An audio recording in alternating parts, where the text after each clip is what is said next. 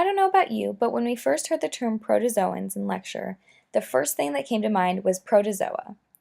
This pop star singer from the movie Xenon, a Disney movie that I used to watch growing up as a kid. Now, through lecture, I quickly learned that protozoa and protozoans were not the same thing. In fact, protozoans are actually a lot more interesting than this spiky-haired pop star.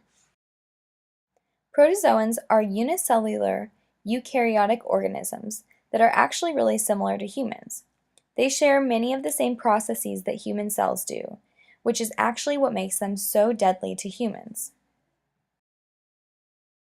One group of protozoans that cause particular concern for humans is plasmodiums. Plasmodiums are responsible for the well-known disease malaria. There are actually 5 different species types of plasmodium, and the species depends on the severity and the location in the world.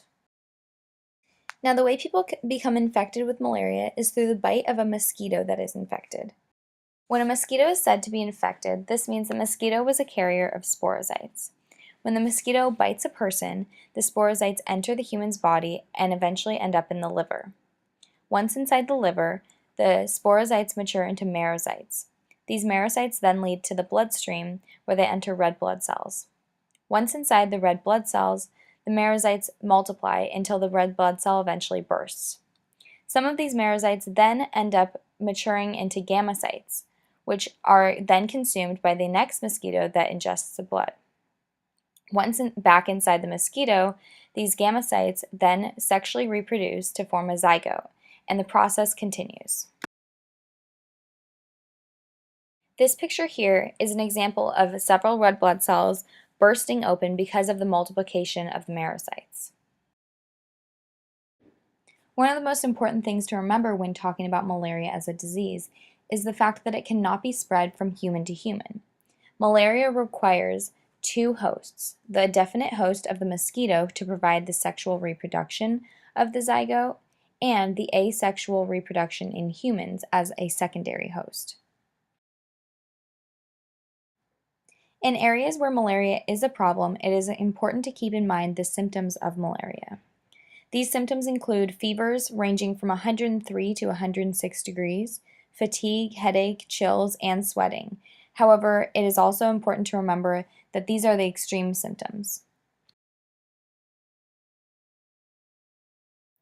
Luckily for those that do become infected with malaria, there are various drugs nowadays that can combat the disease.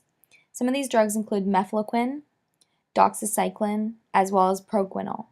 However, it is important to keep in mind that, like many other diseases, malaria is very resistant to some of these drugs, which means that in some cases 1 to up to 3 of these drugs may be combined in order to combat the disease.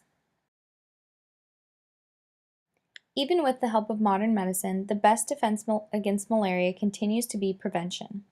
By preventing mosquito bites in general by using insect repellent on the body or your clothes, and by sleeping with a mosquito net, because mosquitoes tend to feed most at night, individuals can protect themselves as well as others from getting malaria. Overall, malaria should not be as prevalent as it is in our society today. It is extremely preventable. However, with the new understanding that you have about protozoans, especially plasmodiums, the protozoan that causes malaria, I hope that you can now understand why malaria is so hard to combat once it is in our system, because of these similarities to human cells.